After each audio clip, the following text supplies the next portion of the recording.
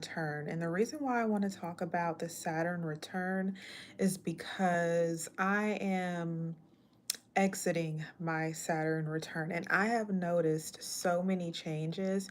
And I've heard a lot of people talk about Saturn returns and people anticipating and dreading their Saturn returns. And people say, like, oh, when your Saturn return comes, everything falls apart.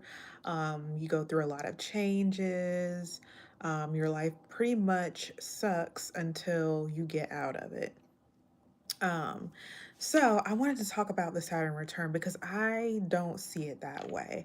So a Saturn return in astrology, this is when, okay, I'm gonna back it up. So when you are born, there are planets that are in certain positions when you are born, right? This is your birth chart. Um, But obviously the planets move and stuff. So what a Saturn return is wherever Saturn was when you were born, um, it comes back and it goes into that exact same position again.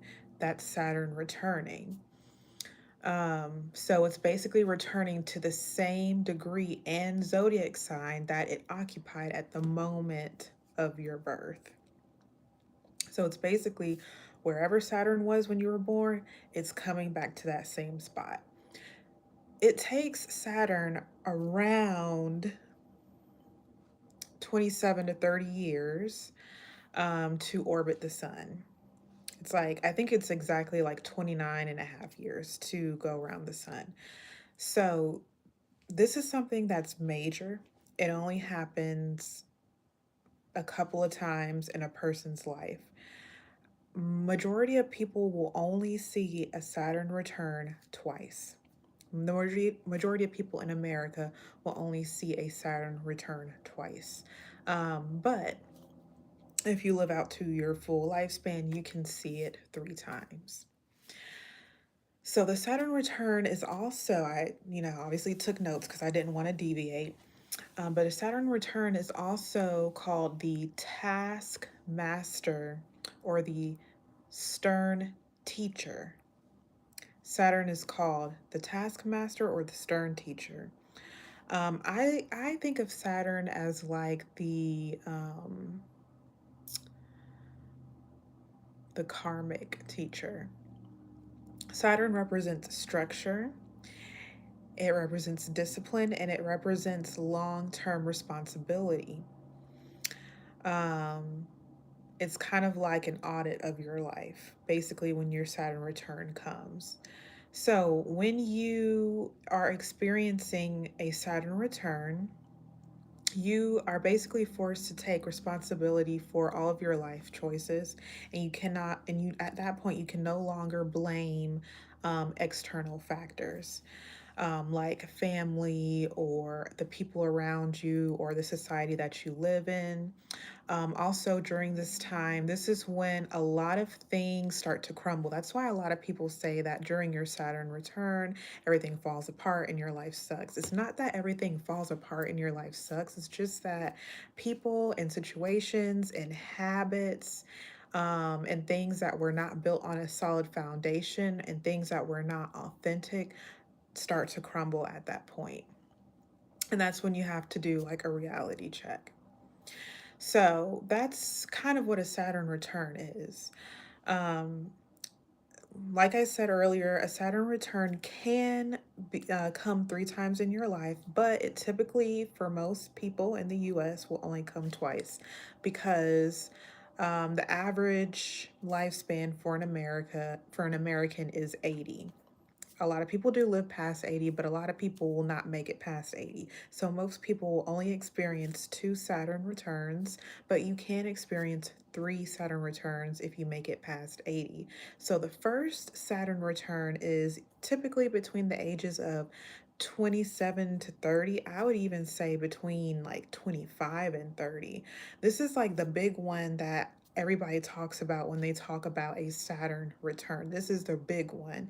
And I think that this is like the most dramatic and the most impactful time of your life and transition that happens. This is a transition from your youth into true adulthood. And at around this time, during your Saturn return, because a lot of the spiritual and the metaphysical stuff also align with the scientific stuff. Like it's there's always parallels to it. So your Saturn return happens at around that age, but also at around that age, you're really becoming an adult. Um, you are having, usually, you're going to have some kind of career shift. You're going to, if you're somebody that wants to be married, this is usually the time where you are married or are getting married. This is usually the time where people are buying homes, buying properties, getting serious about starting businesses, getting serious about starting a family. This usually happens at around 27 to 30. Then the second return is at around 50 to 60. This Saturn return focuses on mentorship and eldership. And so you're reevaluating everything that you've done and your legacy and thinking about how you want to spend the second half of your life. The third return, which is 87 to 90, majority of people will not see this because majority of people do not live past 80. I know that it's scary to think about, but it's statistics. But this is a time for deep reflection and, seeing what type of wisdom and things you want to pass on to future generations. So, right now, Saturn is currently transiting through Pisces. This is happening from March 2023 all the way up to now, February 2026. So anybody who's born with their Saturn in Pisces, and that's going to be a lot of people that were born between 1994 and 1996. Those people are probably experiencing their first Saturn return right now.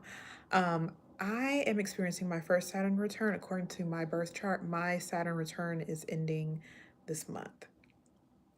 Um, so in this month, February 2026, Saturn will enter Aries, and that will begin the next return for the next group of people.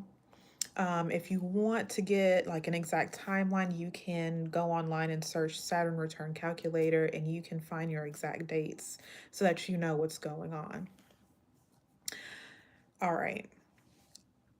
So, also, when you are at around 27 to 30, this is when your frontal lobe develops. This is your prefrontal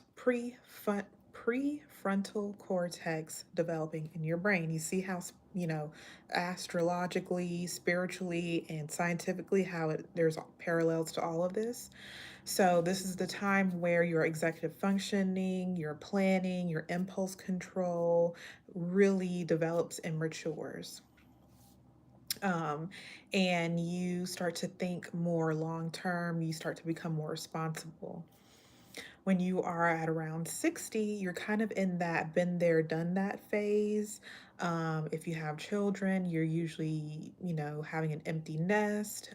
This is also the time where you are retiring. And so you are reflecting and you are thinking about, mentorship and eldership during this time because you have the time, you've already done everything, you've already basically lived your life. So you're really just thinking about reflection.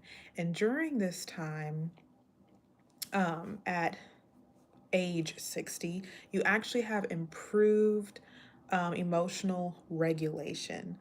Um, you become more patient and less reactive because your amygdala becomes less responsive to negative stimuli. Obviously, this doesn't happen with everybody. Also, during this time, you are thinking more introspectively. You're reflecting more. You have a heightened awareness of your mortality because you're obviously a lot older at this point. And you start to think about, what does your life mean? What kind of legacy you want to leave behind? Cognitively, things change a lot when you reach 57 to 60.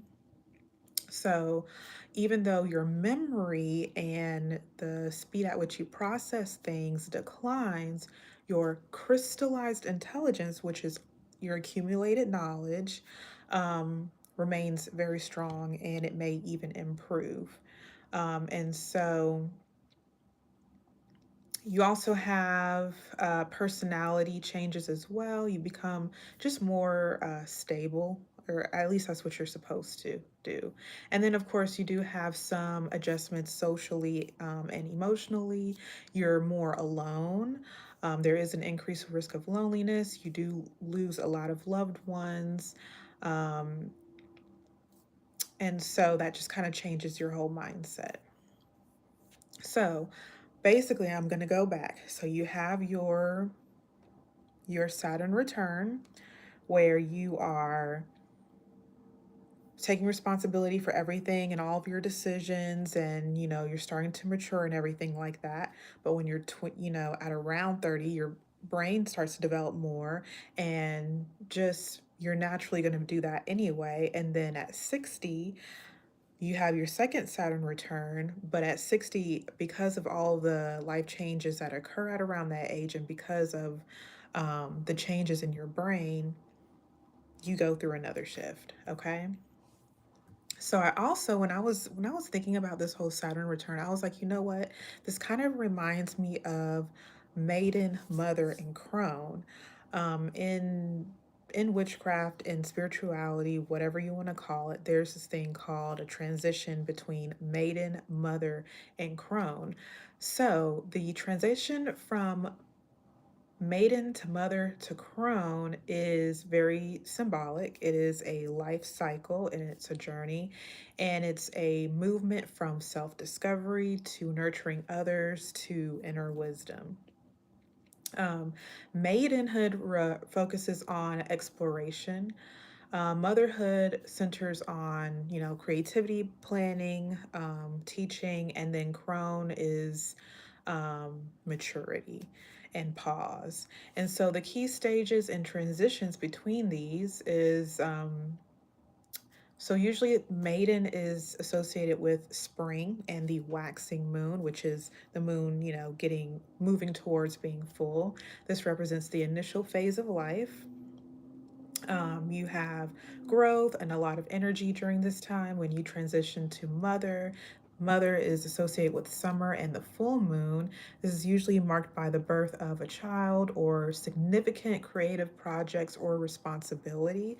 And so you move from focusing on yourself to nurturing others, or maybe nurturing a project or thing that you want to do. And then the transition to crone. Crone is associated with autumn and the waning moon. So when a moon is waning, it is moving away from the full moon. It's moving towards a new moon. And transition to crone is a gradual and psychological and physical shift that occurs during perimenopause.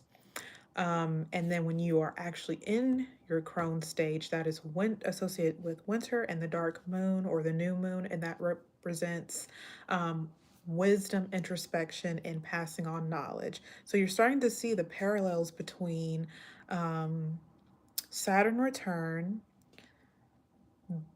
the way your brain develops and shifts between those different points in times, and the whole mother or maiden mother crone thing. So what should you do? um why what is the point? Like, what should you do when your Saturn return comes? So, what you need to be doing when you are experiencing your Saturn return is you need to be doing some deep shadow work. A lot of people talk about shadow work. You need to do some deep shadow work. Shadow work is understanding your fears, your limiting beliefs, and patterns that block personal growth. And shadow work means facing things that you would normally try to block out and stray away from. So, when you're young and you drink a lot and you do a lot of recreational extracurricular activities and you just kind of indulge in a lot of escapism type things, when you're doing your shadow work, you got to cut all of that out and actually face the things that you're trying to run away from. You also want to practice grounding and meditation, and managing your anxiety is very important at this time. You also need to set very firm intentions and plans regarding your career, your relationships, and your self care. You also need to think about your boundaries, think about your relationships, the people around you, and you may need to do an audit of that. And then you may also need to realign with your values and figure out what matters to you, what doesn't matter to you, maybe create a long term plan, a short term plan. Um, so, yeah, that is just a short little 15-16 minute video on what a Saturn return is and how it relates to brain development and Maiden Mother Crone. Um, and I hope you guys enjoyed this, and I will see you guys later. I will be making more videos as well.